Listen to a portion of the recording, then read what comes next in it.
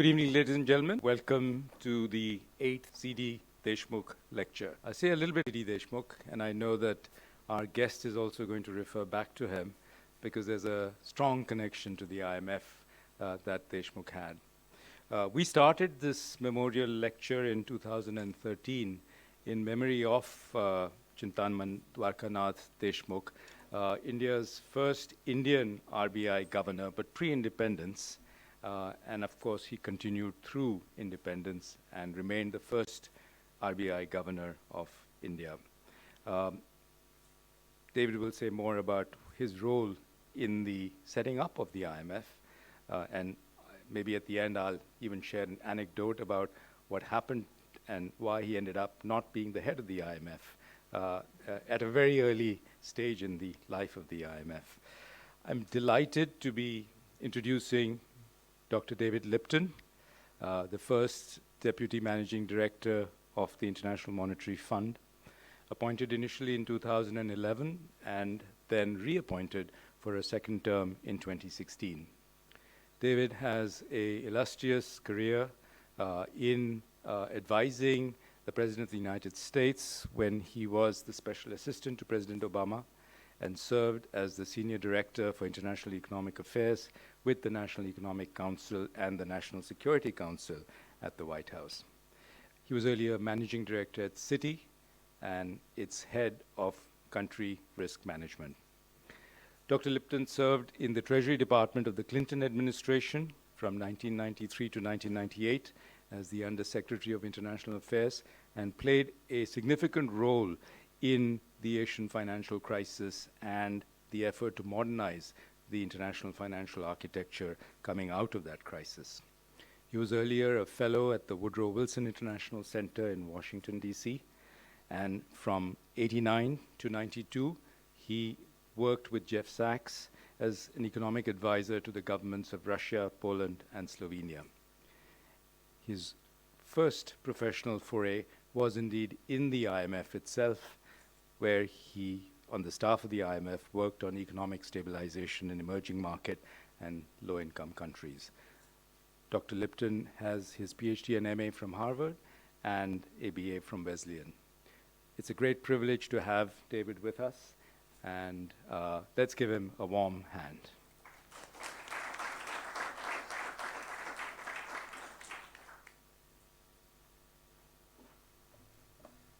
Thank you very much. First, let me apologize for being late. We did our best. The traffic is very tough. Well, good evening to everyone. I'm really honored to be here, invited to deliver the 8th C.D. Deshmukh Memorial Lecture. As was just mentioned, the late Chintanman Deshmukh was a towering figure, RBI governor, later finance minister, and he helped India through the challenges of independence. Perhaps, as he hinted, perhaps less well known is that he holds a place in the annals of the IMF because he was a senior member of India's delegation to the 1944 Bretton Woods Conference, which laid the foundations for the post-war economic order. There, C.D. Deshmukh had the foresight to insist that the IMF and the World Bank address the development needs of the countries that would soon be emerging from colonialism. At that time, John Maynard Keynes was deeply impressed by his contributions at Bretton Woods and is said to have recommended that he run the IMF. That didn't happen, as was mentioned, but I certainly hope that one day we will have an Indian managing director. Well, last year at this podium, Martin Wolf spoke. He spoke of the challenges to India from global economic upheavals. Since then, we've seen at least two of those upheavals recede, if not actually fade: the U.S.-China trade conflict and a hard Brexit. But new uncertainties are always arising, casting a cloud over the global economy. For example, we're only beginning to see the impact of the coronavirus, which has struck at the heart of global value chains and poses a threat. But beyond these headline-grabbing problems, governments around the world are struggling to solve a complex economic policy problem: how to address secular stagnation that's reflected in anemic productivity growth, falling inflation, and weakening global trade. Now, this, of course, is part the legacy of the global financial crisis, but it's also become the new normal of the maturing globalized world, reinforced by aging societies in Japan, the United States, and Europe, and posing a fiscal challenge of meeting the needs of those countries' senior citizens. For the most part, secular stagnation is an advanced economy issue, but it's one with spillovers that concern the rest of the world, India included. Moreover, secular stagnation may just be a preview of coming attractions for the rising and aging middle-income countries. Now, that said, many of you may be correct in thinking that all this is really a long way, the secular stagnation problem is a long way from India, which in recent years, of course, has been the fastest growing large economy in the world. Indeed, your country, with its young and growing population and a reservoir of untapped demand, already has shown the potential to play an increasingly important role in the global economy. That's surely the case even despite the most recent slowdown in the economy. I'll speak about that. The latest IMF forecast, The latest IMF forecast for the global economy underlined the impact on global growth of India's recent sharp slowdown in the second half of 2019, which was caused by weak domestic demand and falling credit growth and problems in the financial system. Clearly, there are significant balance sheet challenges that must be addressed to return to the levels of growth that India has enjoyed in recent years. If this happens, and India achieves a sustained takeoff, your country could play, I think, a truly unique role. India could be in a position to help invigorate global growth, to transform global patterns of trade, and to spur innovation and investment. With the right policies and a supportive global environment, India could become a source of what I'll call secular dynamism as opposed to secular stagnation. If other countries can find their way as well, secular dynamism in the developing world would become the needed counterweight to the secular stagnation of the advanced economies. Well, these are the topics that I want to talk about today. An important part of the global economy struggling with secular stagnation, how in this setting India and other countries can achieve sustained dynamism, and the crucial role for multilateral cooperation in preserving integration across the world that will best promote how to deal with both of these efforts. So let's begin with the advanced economies, which have been stuck in low gear for more than a decade, leaving it to emerging markets to lift global demand. At the heart of secular stagnation has been lagging productivity growth and flagging investment opportunities. Along with demographic change and the effects of the global financial crisis that I mentioned, another factor that's been singled out is the waning effect of the IT revolution that began 30 years ago. We may only be witnessing a pause in this revolution. The full impact of big data, artificial intelligence, and other innovations on productivity may still lie ahead. But it's really too soon to know how that's going to play out and whether that will be for better or for worse. Then there's the slowdown in global trade. This trend was already evident before the recent upsurge in trade tensions, but it's gathered force and breadth. And so we must really all reassess our assumptions about the immutability of open markets and cross-border production chains that have helped drive decades of unprecedented global growth. This is not just a matter of the US and China. Their Phase 1 agreement certainly has been welcome. In the year to October 2019, WTO members enacted restrictions covering about $750 billion worth of trade, reducing investment, slowing job growth, and unmooring global value chains. So the imposition of barriers is not just about the US and China. It's broader than that. The IMF, our most recent calculation says that global growth takes about a 0.5% hit as a result of these trade tensions. With the global trading system as we know it under threat, we may come to regret the road we've embarked on unless cooler heads prevail. We'll see how the visit of the President of the United States here goes in a couple of weeks, or I guess next week, week after next. Reinvigorating global growth and restoring support for integration is the best remedy for these dangerous trends.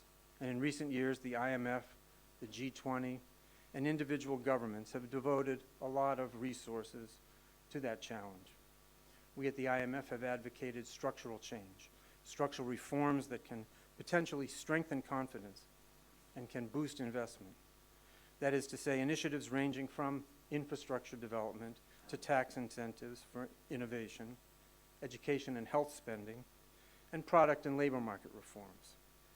Now, we've seen some success, but surely not enough.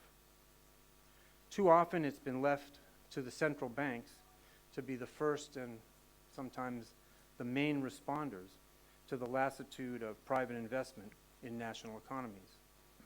They've done heroic work, and it's really mattered. We calculate that global growth would have been 0.5% lower last year without the support coming from central banks.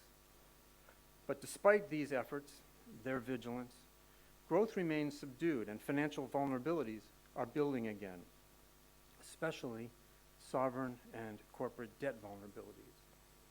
Markets, with their vast stores of capital, are signaling that they have low expectations that business investment is going to take off again. As a result, the search for yield, wherever it can be found in a world of low interest rates, has become a fact of economic life. As investors seek out new sources of higher returns, emerging markets have seen portfolio capital inflows and not a little capital flow volatility. Yet many developing countries hunger for stable investment capital, the kind that can support faster and sustained investment and growth. Investors, including advanced economy pension funds, placing much of the savings of the growing population of the soon-to-be elderly, are hesitant to make long-term investments in the developing world. These are the very places where large-scale infrastructure projects could make a huge difference, and where sustained growth could help offset secular stagnation. Too many developing countries in need of capital and the technology that comes with it have just not reached the point of being truly investable. The obstacles include opaque and inadequate legal frameworks, corruption and other governance shortcomings, and in some cases, import restrictions and onerous regulation. The problem is the potential exists for a very high rate of return, but the risks to realizing the fruits of your investment are still too high. Without addressing these issues, it'll be much harder for developing countries to attract the stable, long-term capital that could boost economic dynamism and drive convergence of living standards towards those of advanced economies. All of which brings me back to India and its great potential to become a source of secular dynamism. This country has long worked to address its homegrown challenges of development and to be investable. Reforms have produced high growth and lifted millions out of poverty. And the Indian economy has made great strides in global integration. The success of your service sector is especially noteworthy. India has become one of the largest exporters of information, computer, and telecommunications services. And those services have been a key driver of productivity growth. This may be the modern path to development. These successes have positioned India to take advantage of its demographic dividend, the demographic dividend presented by having a growing population. By investing in that young workforce and advancing reforms that stimulate investment and trade, India could pursue a road to convergence that was unimaginable just a generation ago. The stakes are actually very high. How long will it take for per capita GDP in India to reach half the level of the United States? In preparation for this event, I asked my colleagues to run the numbers. At an average of 9% growth a year, it would take 15 years. At 7%, it would take 19 years. But at 5%, just a bit over last year's fourth quarter growth, it would be 23 years. Clearly, 5% growth isn't ideal, and higher growth is better. Well, what's behind the most recent numbers? While credit availability and financial sector bottlenecks are often cited issues, along with impaired balance sheets in parts of the corporate and financial sectors, there are still other long-standing issues producing a drag on growth. For one, Indian agriculture has lagged, the impact of which was evident last year in falling rural consumption.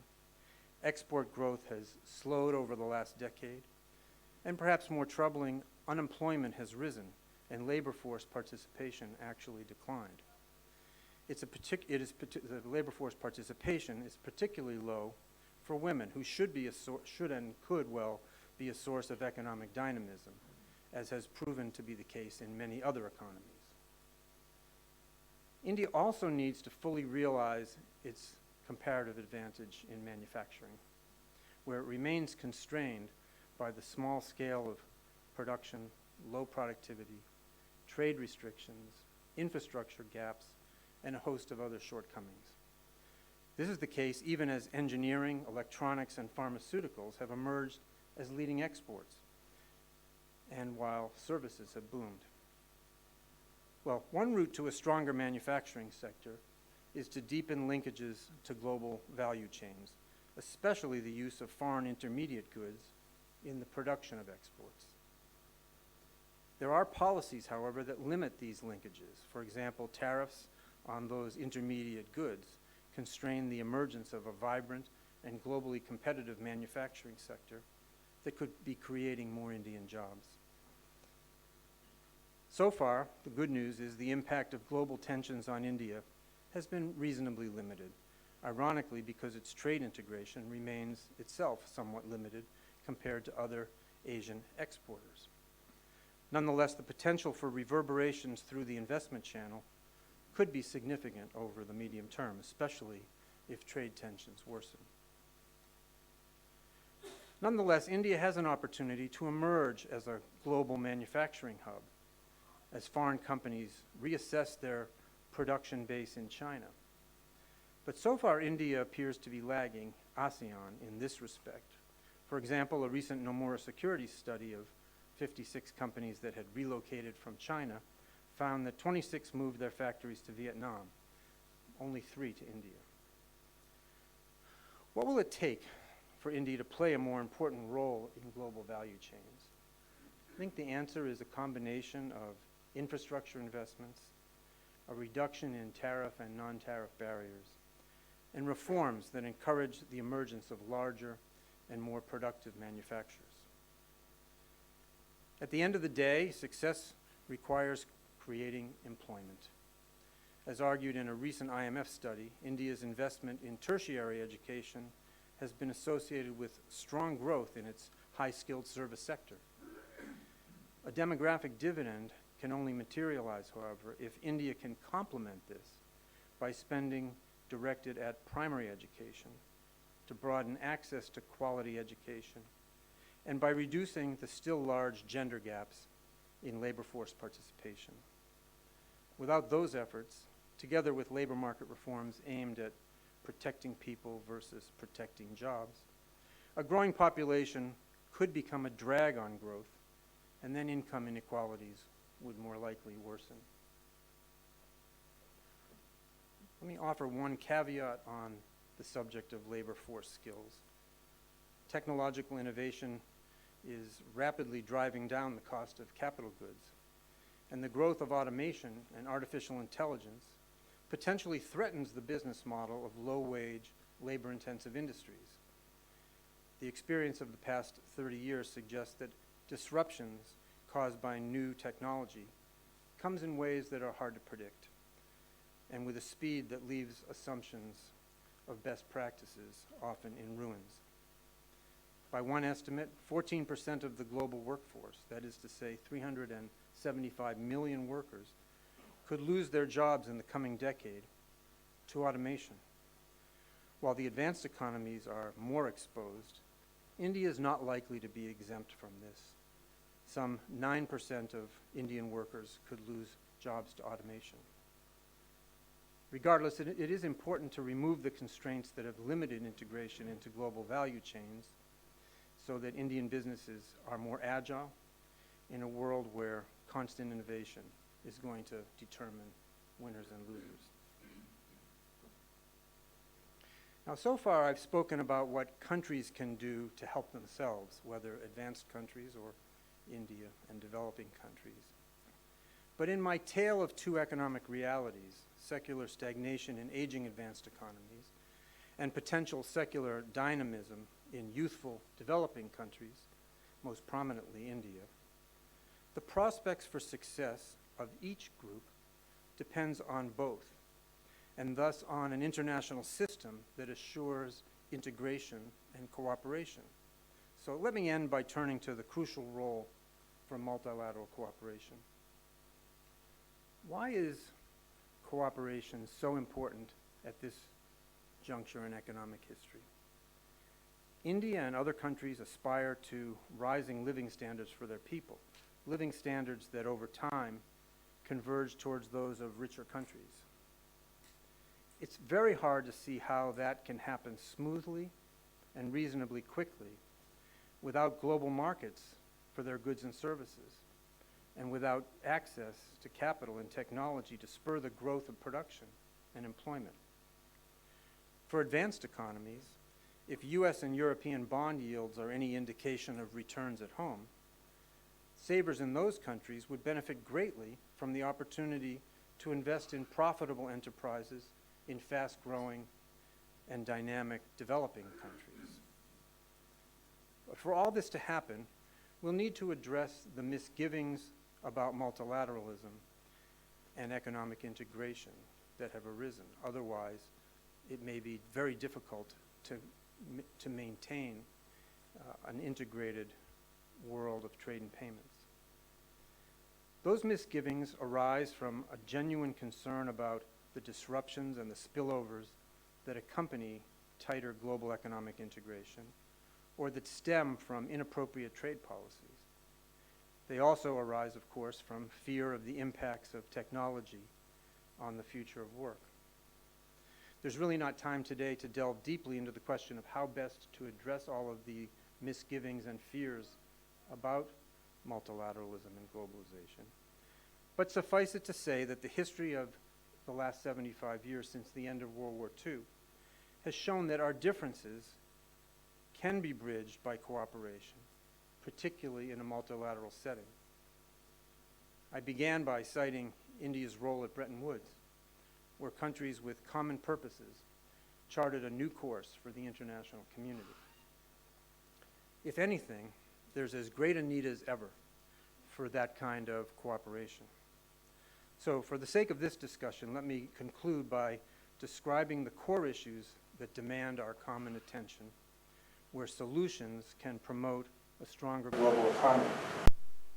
First, ignore the frictions surrounding economic integration.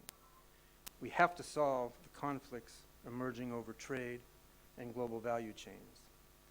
We need to ensure that global cross-border flow of capital is not destabilizing, but produces benefits for all countries.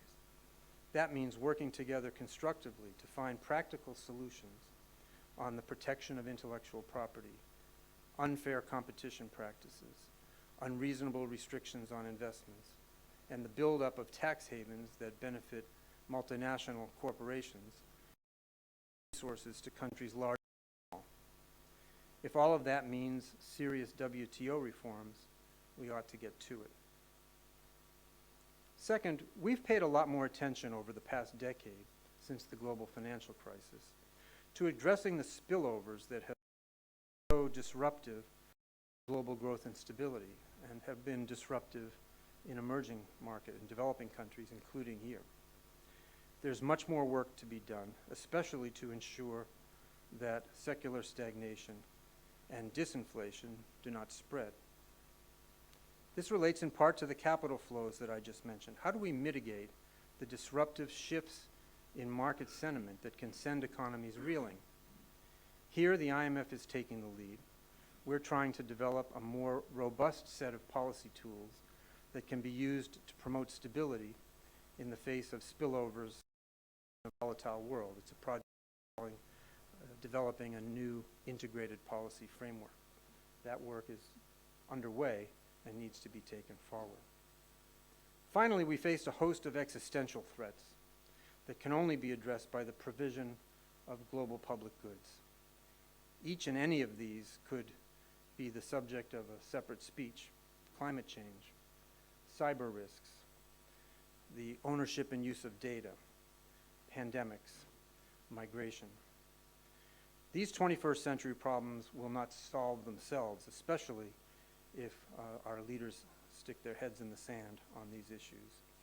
It's clear that individual countries can't address them on their own.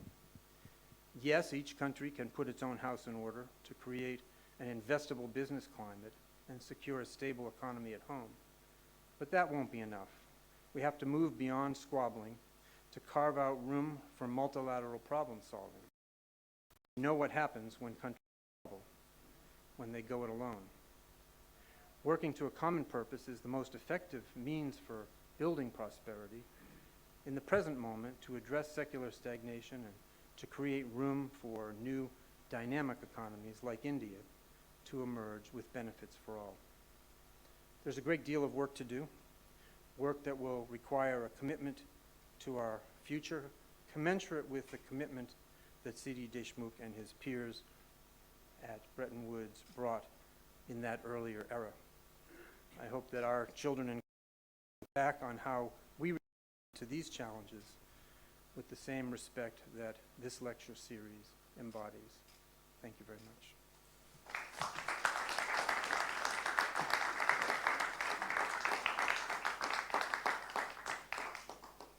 Thank you, David. That is perhaps one of the most concise yet comprehensive takes on our current global and Indian reality that I have heard, and you have to be complimented on it. We will take questions from the audience. There are microphones that will be passed around. I would like people to raise hands, and then I will identify you. I did have one question that I wanted to pose to start the Q&A part of the lecture, and this relates to what India should do, not just to take the lead, and I love the way you had secular stagnation and secular dynamism, but also to contribute to the last part of your talk, which is the need for multilateral collaboration, which is greater than perhaps when Deshmukh was at Bretton Woods. So perhaps you could use that to kick off this Q&A.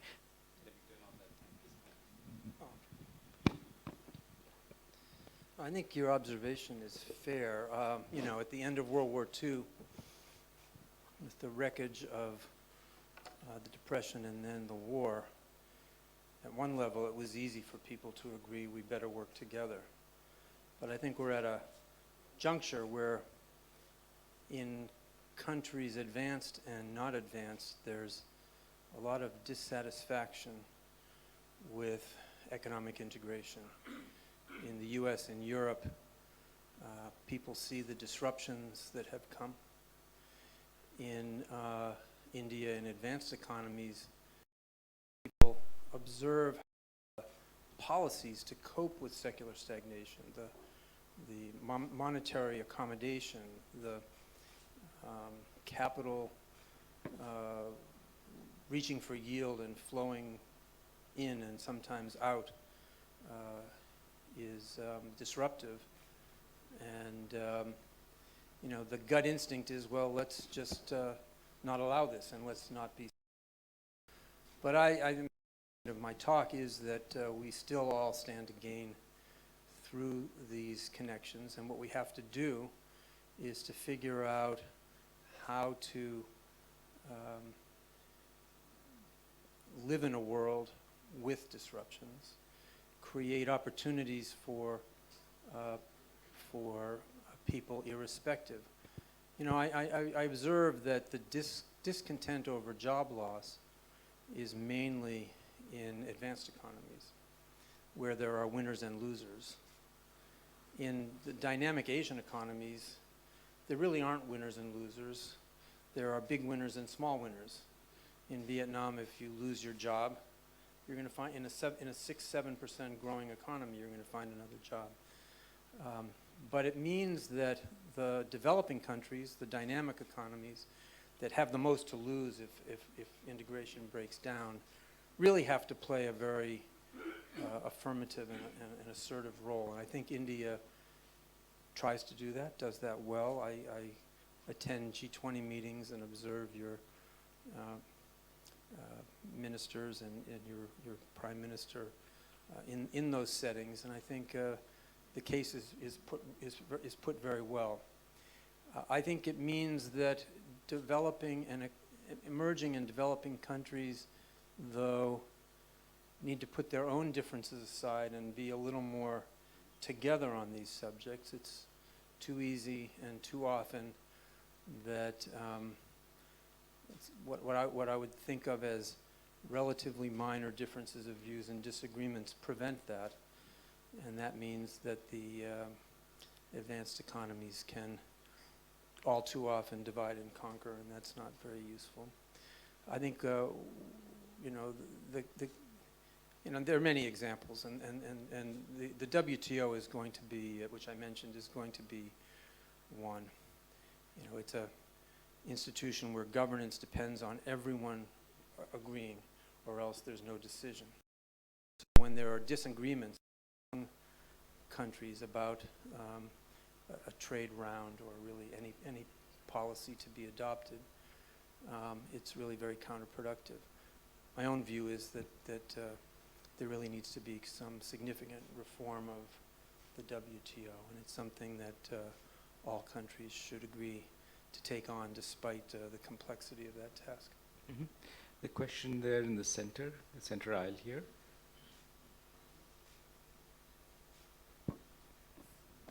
Thanks. Hi, Karan Nagpal from ID Insight. I was very fascinated to hear Dr. Shah begin your description by mentioning your role in the early liberalization in Poland and Russia with Jeff Sachs. And I was wondering, that they provide a very interesting cross-case comparison in how the can have major consequences for the trajectory of economic growth and inequality over, in a country. I was wondering, 30 years on, what do you think we learned from those episodes of liberalization in the early 90s, particularly for inequality today? Yeah, no, thank you. Very, very interesting perspective of that.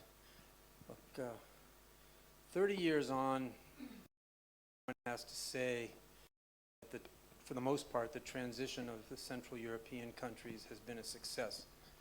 And it came because in the wake of the collapse of the communist system, there was almost universal agreement on a simple proposition without using the term capitalist or capitalism, that the countries should become normal economies.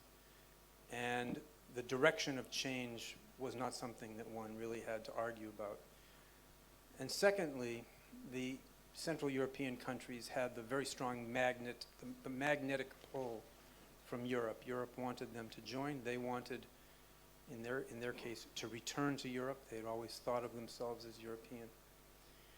So they were able to make more, say, comprehensive economic reform than I think I've ever seen in another group of countries. And they were, of course, fortunate enough to be supported by both aid money and the trade links in Europe that were so supportive.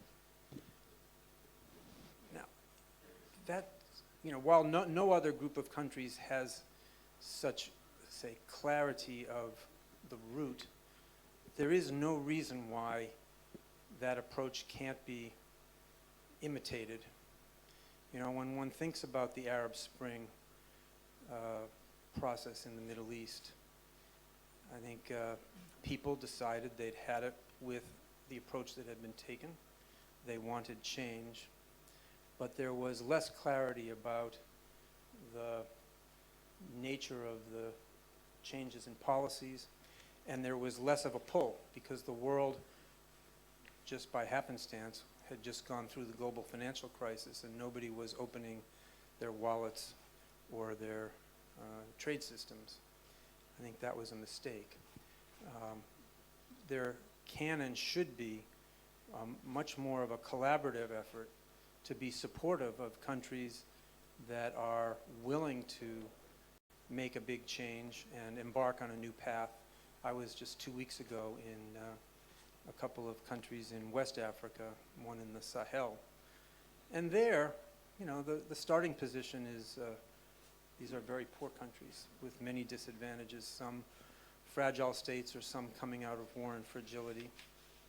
And to me, these are countries that Europe in particular should be helping more. If these countries are stable, after all, if these countries are stable, there'll be fewer people packing their bags and trekking through Libya and crossing the Mediterranean. So there could be substantial mutual gain in an effort that combined good policy advice and various forms of support, including investment.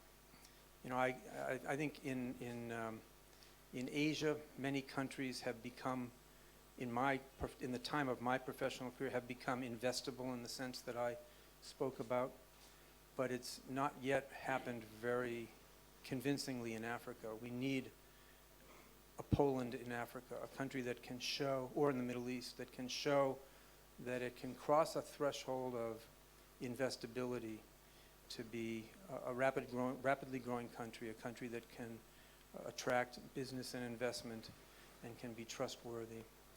I think as Poland was a beacon for a lot of the other countries who eventually, who may have experimented, so we want to be Poland, there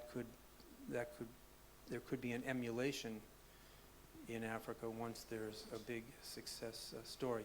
Your country is too unique to play that role. I think, you know, your success is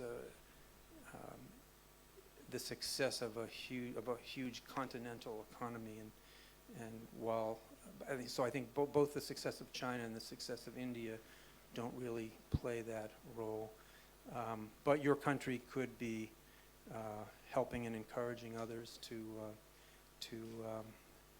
undertake that kind of transition to investability.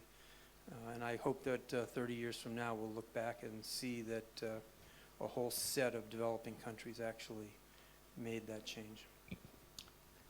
Ram Singh? Ram Singh from Delhi School of Economics. First of all, compliments for a fascinating talk. My question relates to your observations on foreign used by a developed country like India. So you are right, there's a glut of foreign savings that could be used by Indian entities to borrow cheap or to attract through FDIs. But our problem today is that we are unable to fully utilize our domestic savings, convert them into investments. So we have views as to what our government should be doing, but you as an outsider, how do you look at Indian situation on this count, and what will you advise? You make an excellent point, and I should say, to be investable doesn't mean to be investable in foreigners. Foreigners invest in a country until they see that people there are willing to invest in their own country. So, you know, here, I think you put it well. You know, the foreign direct investment here it's gone up and down, but it's a modest fraction of GDP compared to quite a number of country situations. Now, as I said, yours is a huge continental economy, so 1.5% of GDP of foreign direct investment is actually a lot of money. So that's good, but it could be higher. But I think your main point is right, that you know, I haven't been here for 10 years. When I was here 10 years ago, all the talk was about, there was kind of an excited buzz at the time about how public-private partnership was going to flourish and the private sector capital was going to build infrastructure, ports, highways. I mean, just there was a list of people lining up excitedly waiting to do this. And I think, you know, some of it's been successful, but I think the last decade shows that it's perhaps harder than people had thought and that there still are obstacles. You know, infrastructure is, I think, actually particularly hard because you have to solve the public goods question of how you're going to get a return on an infrastructure investment. But manufacturing and services should be easier. And there, I think some of the points I made in my talk are the ones that I would emphasize, that you need to let people make profitable investments. And if the logical and profitable thing to do is to be part of a global value chain with intermediate inputs coming from other countries in the region or maybe from further afield, you have to facilitate that. You have to make that possible. You know, people won't invest in necessarily what the government thinks is profitable. They have to invest in things that actually turn out to be profitable, that the marketplace here and the marketplace in the world say are going to be profitable. So I think there's a fair amount that needs to be done in terms of the opening up, still opening further the trade system and making regulations that are user-friendly and having a financial system that is less directed and more flexibly financing the enterprises with good ideas. Santosh, here, the gentleman here. Santosh Mehrotra. Two questions. You said in response to Shekhar's question that the WTO is in need of reform. I'd like you to sort of spell out a little bit in what ways you believe WTO needs to be reformed. There's another thing you said, that that developing countries and emerging market economies need to get their own differences sorted out. It'll be useful for you to sort of dwell on that a little bit. My next question is in a sense about India, if you'd like to sort of speculate on this subject. You know, many of us in this making the argument that India really should be enhancing its labor-intensive exports, utilize abundant factor, but failing to do so for so long that many of us have become very pessimistic about it. So, and what we've seen, in fact, is that our exports have grown very sharply. They had grown up until 2008 and had reached 25% of GDP. So we were doing very well. So exports were driving growth. But they were mostly either agricultural or they were capital-intensive exports. So would you say that, you know, it'll take us so long to get our hard infrastructure right and so many other factors right, that we might as well sort of use our manufacturing potential to provide for labor-intensive manufacturers for our own country, for our own citizens, where demand is growing, but it could grow much more. And in fact, as scale enhances, then it's possible that prices may drop so that the market expands as a result of that. Do you think make for India of labor-intensive type might be a good way forward while, you know, we continue on our current path because it's much too hard for us to get our act together for reaching out into an international market? You're asking me a question that's too hard. Look, I got to start by saying I am not an expert. We have experts on my team, so I can't, you know, you are studying and experiencing this every day. Look, I think the economy is large enough and continental enough that surely in the long run, much of the GDP is for domestic consumption, and most jobs will be domestically oriented, and yes, the market is going to be big enough that can include manufacturers. But that said, many manufacturers these days will not be just made in one place, and that's why I'm stressing the need to be accommodative of the creation of global value, of India being linked into and links in a global value chain.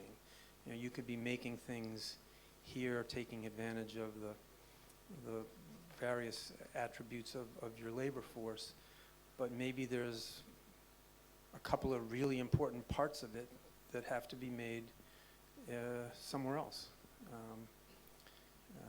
So that's that. Look, on the WTO, let me start with the governance. I just don't see, I think if you look around the world at the different kinds of governance that different international institutions have, I'll be immodest in saying the IMF's governance is at the better end of the spectrum, and the WTO is at the lesser end of the spectrum. Our governance recognizes that voting power should have some relationship to the members' interests and global responsibilities. That's why the US has a large share. That's why India has a larger share than the Maldives. That way, countries feel as though they can take responsibility in those institutions, and they believe that a group of countries with the most at stake are going to have a say that's commensurate with the stake that they have. Whereas, in the WTO, India and the Maldives have the same vote. In fact, anyone can block anything. So I think the governance is a handicap, and that's why we've seen so little, so few trade rounds, and why the Doha round failed. There were plenty of, a very good part of the world wanted to go forward with something at the time of the Doha round, but there was too much factionalism, and it was not possible. The WTO also doesn't have the power that we or other institutions have. It doesn't have, apart from the arbitration board, it doesn't really have enforcement rights. So, it also doesn't change very quickly. So, you have a country like China that, or many others, who enter as a poor country and have all sorts of exceptions or phases of reducing restrictions over time, or have binding tariffs, but with no obligation to reduce them over time. And China joins the WTO when it is a $1 trillion economy, and what happens, the policies of China aren't terribly consequential for the rest of the world, but now it's a $14 trillion economy. And so those very same policies, which were WTO legal when they came in and they're WTO legal now, are very consequential and are the source of a lot of conflict. We at the IMF don't like having trade conflict as the means to try to address this. It would be best if the WTO were a setting where one could have a discussion about how each and every country's obligations should adjust over time as the nature of the global economy changes and as the nature of individual members' economies. It's inflexible as an institution in that sense. Then, of course, there's the well-known issue around the arbitration, which needs to be redone so that it's credible and is a mechanism that all member countries can feel gives them suitable recourse when there are trade policies that aren't appropriate. Could I just follow up on that, David? You've set out a very nice agenda for WTO reform. The big question is who's going to do it, given that the largest trading economy in the world seems to have stepped away completely from any serious concern about multilateralism and trade as we used to know it post-World War II. Look, I can't pretend to analyze and understand the inner workings of the U.S., but let's just observe them. They came in and said, we don't care for multilateralism. Many multilateral institutions where they now are not favoring the institution. However, they are cooperating rather fully with the Monetary Fund. At the very beginning, when shortly after the president-elect had said he would call China a currency manipulator on day one, what happened instead was that the Treasury Secretary said the way we want to see this problem handled is to have the IMF in its in the multilateral surveillance that we do, look into the question of proper current account, proper currency practices. They, in essence, delegated it to us. They have supported a number of our important lending programs in the last 3.5 years. They have supported our technical assistance. Now, why is it that we are the one form of multilateral? They don't care for the UN too much. They don't care. There are a round of complaints about NATO. We've heard what we just referenced to their views about the WTO. But I think that there is a relationship between governance and the big countries' appetite for multilateralism. I think if you asked the US, if you had a larger vote in the General Assembly, what would you think of the UN? I think they'd have a different attitude. And as I say, I think with a different governance structure in the WTO, where countries that were like India, but countries that were big, countries that are large on the world stage had a say that was commensurate, we would have a different situation. How do you do it with the present rules? I don't know. I mean, I think there needs to be something akin to a constitutional convention. There needs to be a rethink. And countries, again, countries with the most at stake should start by getting together and asking what could we back, what would be useful and would help us preserve what's good and needed in the global trading system and deal with the inappropriate policies and or the disruptions that come in their own country from interconnectedness.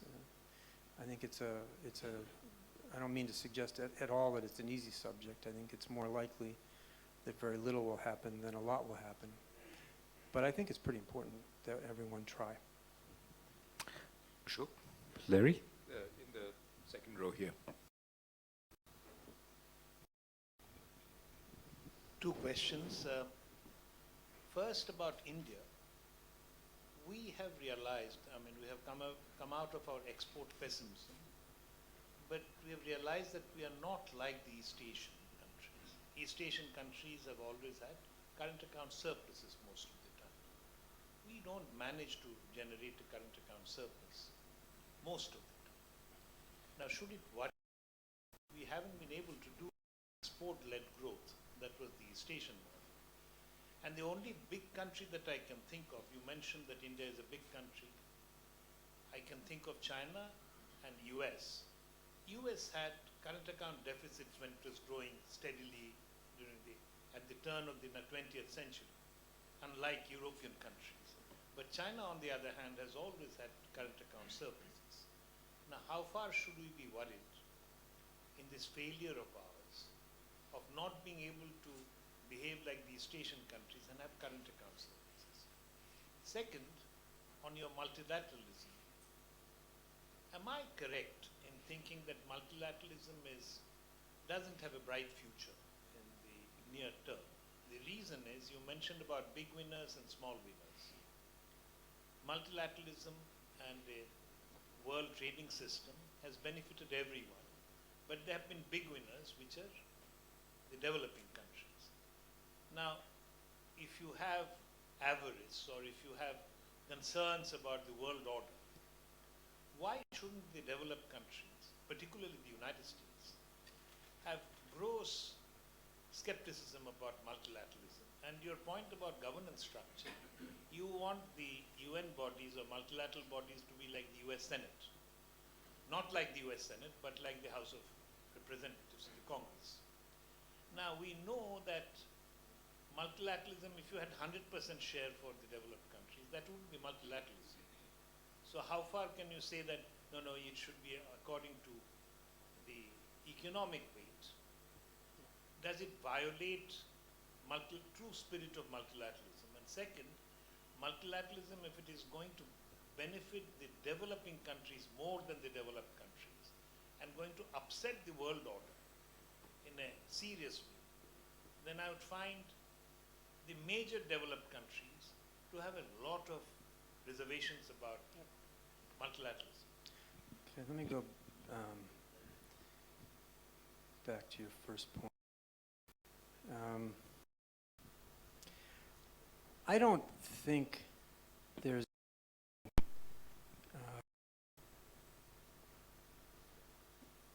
wrong with India having a current account deficit at this point in its economic development. You still are in need of capital, and you should have, with a good investable policy setting, you should be attracting capital and building infrastructure and the capital base. And those investments should have a very significant rate of return. There's no reason why you shouldn't have a couple of percent of GDP of foreign direct investment and have a couple of percent current account surplus. The East Asian model was to to suppress consumption, push resources into exports, have current account surpluses. But what they sacrificed, in a way, was that they were exporting capital at a time when capital probably could have been used more profitably at home than anywhere else. So, I'd say that their export-oriented models had as a byproduct a really not clearly at all appropriate current account position. And it's taken a long time to get China to move away from that, and I think they've done so appropriately. On the governance and the multilateralism, look, I think it's not an accident that the lower productivity growth, the lower growth, the what Larry Summers calls secular stagnation is happening, and there's dissatisfaction with multilateralism at the same time. In a rapidly growing economy, disruption is not so, creative disruption is not such a big deal because people move from one job to another. During the Industrial Revolution, there was, during the first wave of globalization, you're right to point out, the British invested a lot in the United States. It had a current account deficit, but when people were pushed out of the textile manufacture in Lowell, Massachusetts, they found other jobs because it was a dynamic economy. So it's not so much an accident that in a more mature economy there's going to be more discontent. But that doesn't mean that there shouldn't be a continuing interest in multilateralism, and there are two fundamental reasons. One is what I said before, that if you think about 8% of GDP current account surplus, basically everyone in Germany saves and the money goes into the big pension companies and they invest. And what do they invest in? They mostly buy US Treasury bonds with a 1.7% rate of return. If there was a sure 10% rate of return in India, they'd be better off investing here. You have to try to create that reality. They will gain if there's good profit opportunities here and elsewhere in a rapidly growing, secularly dynamic, emerging market world. So they have an interest in that. They have an interest as well in the efficiencies of international production. I mean, the US, we all buy the smartphones. The smartphones in the United States, they have to be in different places. There's an efficiency to globalization that benefits rich countries as well as poor countries. But I had one other point I thought was important, but let me see if I can remember it. The other point is that there are so many public goods that affect everyone now that unless we can all cooperate, everyone loses. One of the features of the modern world is that no president or prime minister can assure or her people that they can take care of them on their own, because you have to cooperate to deal with climate change. You have to cooperate to deal with cyber threats. You have to cooperate in a range of security areas. Nowadays, with everybody interconnected, you have to cooperate if you don't want someone in another country to be taking advantage of your private information. You have to cooperate if you want to deal with coronavirus. So everyone's in the same boat in terms of the public goods. And that's a reason for continuing to have multilateral institutions with good governance that can solve problems. Do you see a question right at the back? Yes, please, at the back there. At the back.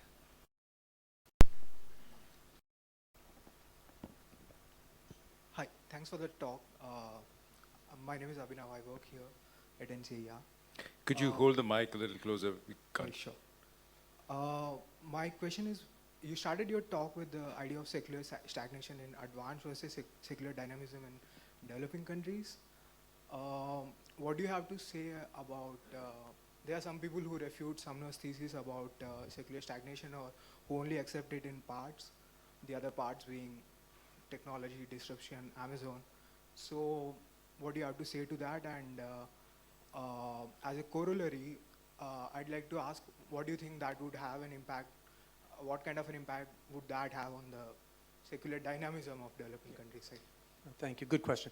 Look, I'm using secular stagnation to mean this pattern we've seen develop in mostly in advanced economies, but now unfortunately creeping towards some high-income emerging market countries, of falling productivity, falling inflation, falling interest rates, including long-term rates.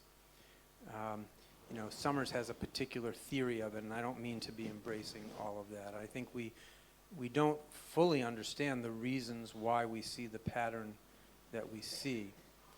But I think his point, his observation is a fair one, that if the markets are willing to lend to governments at, you know, negative real interest rates at just about any time horizon, 10 or even 20 or 30 years, that must say something about the market's views about the rate of return on investments, the marginal product of capital, if you will, and a lack of investment returns and dynamism.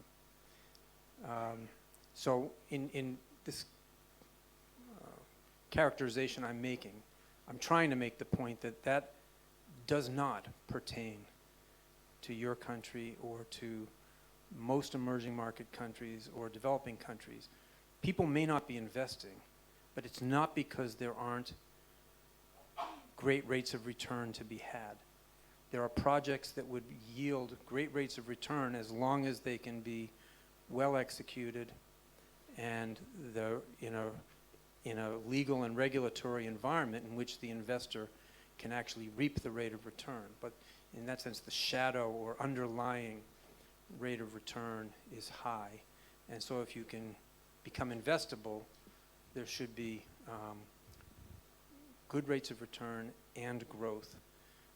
And that should be good for your countries and in the way I was saying, good for the rest of the world as well. We'll take I see two hands, so those will be the last questions. The gentleman here. Thank you, David, for your talk. From Business Standard. What I'd like to ask is about the rising tariffs, import tariffs in subsequent years in India. You said that India should get well integrated into global value chains, and that also means reduction in tariffs or the reduction in weight in the critical items.